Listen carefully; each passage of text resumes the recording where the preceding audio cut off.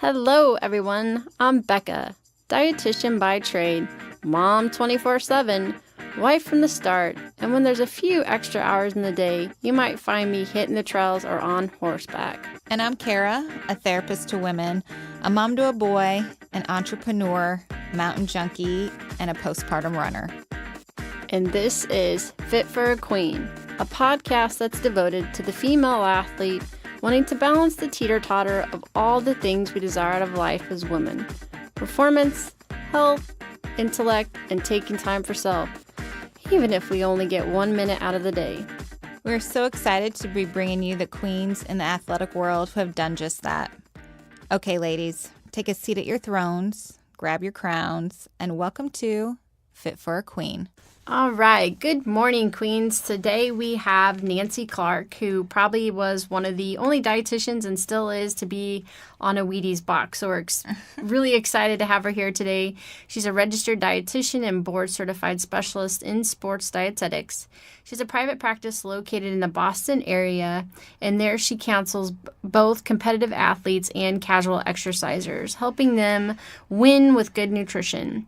Nancy specializes in nutrition for exercise, performance, and weight management. Her nutrition advice and photo has been on the back of the Wheaties box. Her clients have included the spectrum from student athletes to Olympians and members of the Bruins and Celtics. She's been the team nutritionist for the Boston Red Sox. Nancy completed her undergrad degree in nutrition from Simmons College in Boston, her dietetic internship at Massachusetts General Hospital, and her graduate degree in nutrition with the focus on exercise physiology from Boston University. She's a fellow of the Academy of Nutrition and Dietetics and the American College of Sports Medicine. Nancy writes a monthly nutrition column called The Athlete's Kitchen, which appears regularly in over 100 sports and health publications and websites. Her best-selling Nancy Clark Sports Nutrition Guidebook, now in its 5th edition, has sold more than 500,000 copies, which was a guidebook that I used as my Bible through high school and college. This popular resource offers both the scientific approach to eating for top performance, as well as the practical how-to approach that includes specific menu ideas and food recommendations. Nancy has also written food guides for new runners, marathoners, cyclists, and soccer players. Health and fitness are personal values for Nancy. She's a regular bicycle commuter and runner. She has completed several marathons, bicycled across America, and hiked in the Himalayas. She lives in the Boston area with her husband and has 2 grown children. And for more information, please visit nancyclarkrd.com. Thanks for joining us, Nancy. Well, it's my pleasure. Thanks for inviting me. Well, Nancy, obviously you're such an inspiration to me because you're one of the first dietitians that really pioneered working with athletes and disordered eating as a dietitian. Can you share with us how you kind of got into that niche? Well, it just kind of happened. I was giving workshops for coaches as part of as a nutrition educator, and I realized that I needed, more information about how nutrition and exercise connected. So I went to graduate school at Boston University. I was already a registered dietitian, and combined nutrition and exercise, and then started working at a sports medicine clinic. This was a time when running was really big in Boston with Joan Benoit, Bill Rogers, Greg Meyer, and all these great runners. And I started working with some of the runners and sent out a survey to some of the top runners in the country and realized that all these top women runners wanted to lose 5 pounds. It's like, they're already the top women runners. How much better could they be? So it just sort of started raising a few, maybe very curious about what's really going on here. And this was a time when, back in the 1980s, when women, it was just, Title IX was just new, and women in sports was new, and there wasn't much awareness about women, weight, food, and all the struggles that go on. So it was just how my interest in this area sort of started. And here you are with so many popular books. That is something that we talk about here, this Debunking the myth of leanness and performance. So this myth that you must be lighter to be faster or fitter, how do you work with clients to debunk this? It's it's a challenge. Tricky, It's a challenge. Yeah, because there's a difference between having excess flab that just kind of weighs you down versus having essential, women have essential body fat that is important for them in order for their bodies to function normally. And so just trying to encourage women to focus in on performance more than weight. And they just think, if I'm lighter, I'll be better. Well, what's the cost of being lighter? And it's generally poorly fueled muscles. It's under-eating during the active parts of their day. It's always thinking about food and food obsessions. It's being cold all the time. And there's a high cost to being lighter than nature wants a woman to be. So really look at the costs, the benefits, look at sustainability. What makes you think that if you were to lose 5 pounds, if you were to struggle to lose 5 pounds, that you would actually be able to keep off that weight? Mm-hmm. And just sort of have a conversation and have them be curious. Is like, how much better could I run if I fueled better? Mm-hmm. And it's just a shock that so many of my clients, I have a private practice in the Boston area where I see people, one-on-one, and so many of them, they start eating better. And I had one marathoner say, I went for a long run and I was a minute a mile faster. Wow. It's like, it's like, I haven't been training differently from last week to this week. Could it be my diet? Mm-hmm. And it's like, yeah, it certainly could be. But it's just amazing how many people just think that the only way to perform better is to train harder. Mm-hmm. And like, no, most of my clients are already training hard enough. Right. And that's a very good point. to perform better, they need to, exercise less and eat more. Mm-hmm. I've always appreciated how you try to make sure that the clients are looking at their genetic makeup, and I like how you said that. What weight does nature want them to be at? How do you open that conversation and not immediately get the door slammed in your face when you try to talk to them about that? Well, we look at the dog kingdom. And in the dog kingdom, there are St. Bernards and greyhounds and poodles and Labradors and beagles and chihuahuas. And they're all dogs, but they certainly come in different sizes and shapes. And, the St. Bernard, does the St. Bernard want to be a greyhound? I don't think so. And is a St. Bernard fat? It's like, no, it's a very strong and powerful dog. Mm-hmm. And so it, and just sort of have them look at how they look compared to others in their genetic family. And the apple doesn't fall too far from the tree.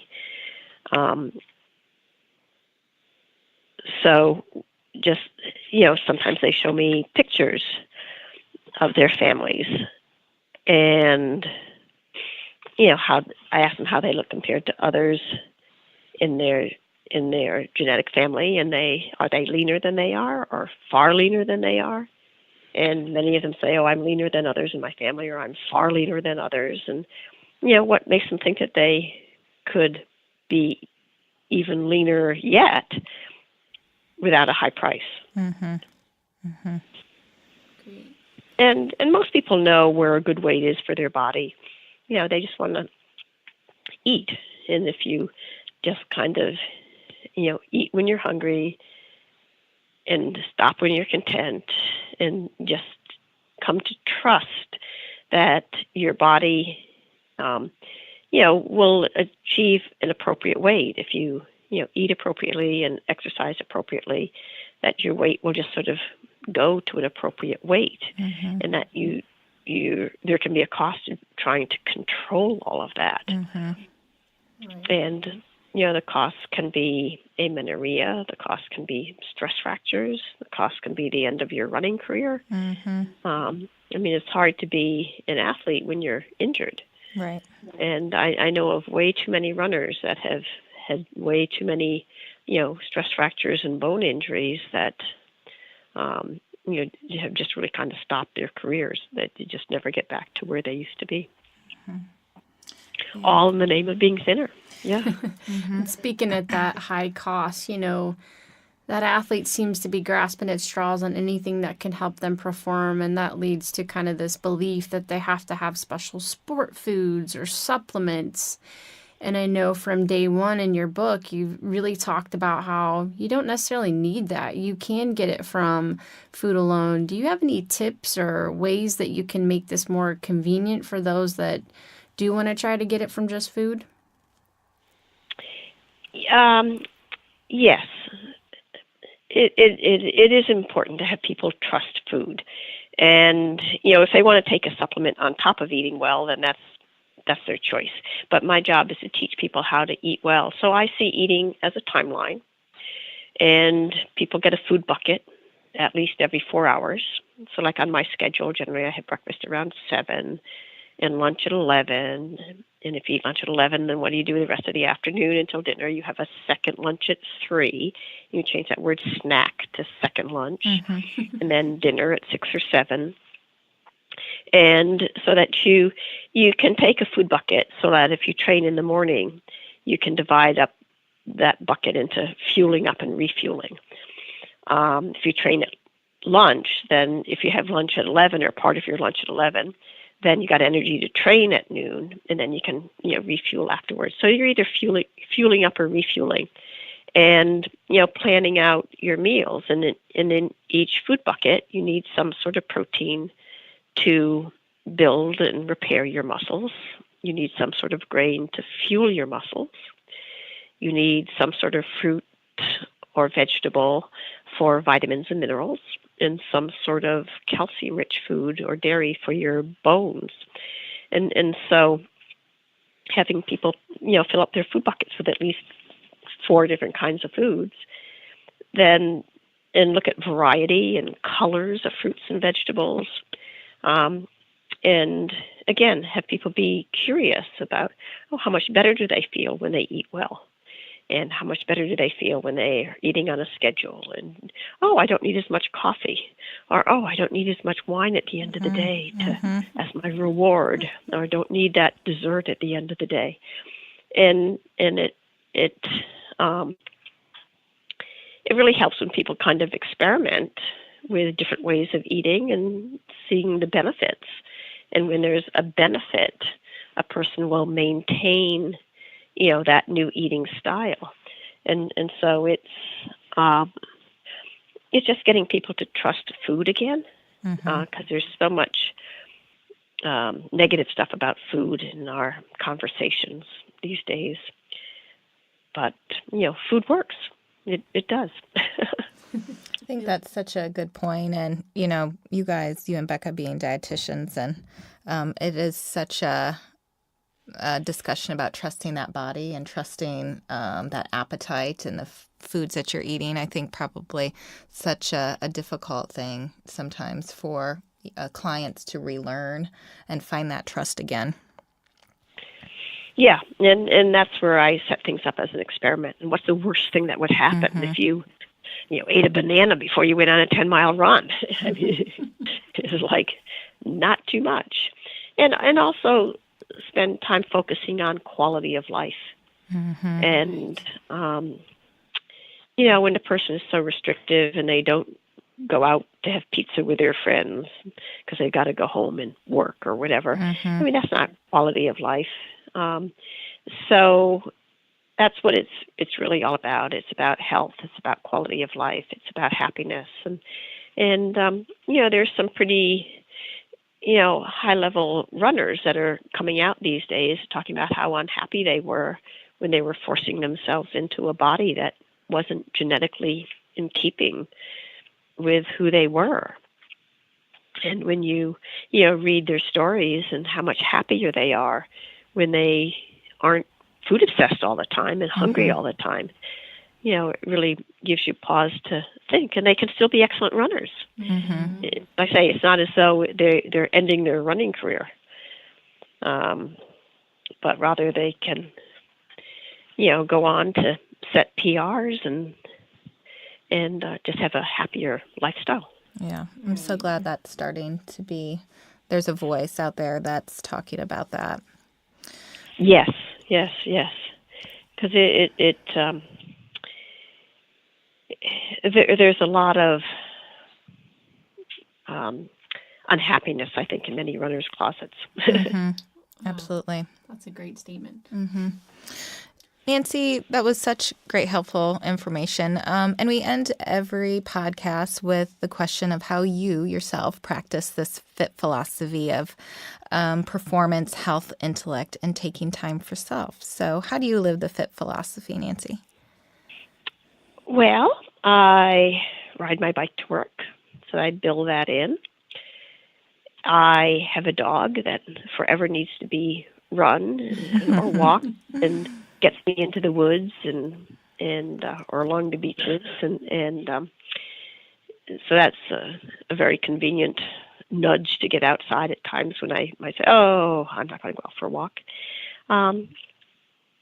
And I just enjoy working in my garden. I like being outside, and so I try to do that as much as I can, all seasons of the year. And I once heard went to a talk on time management, and the person said the average person wastes 2 hours a day.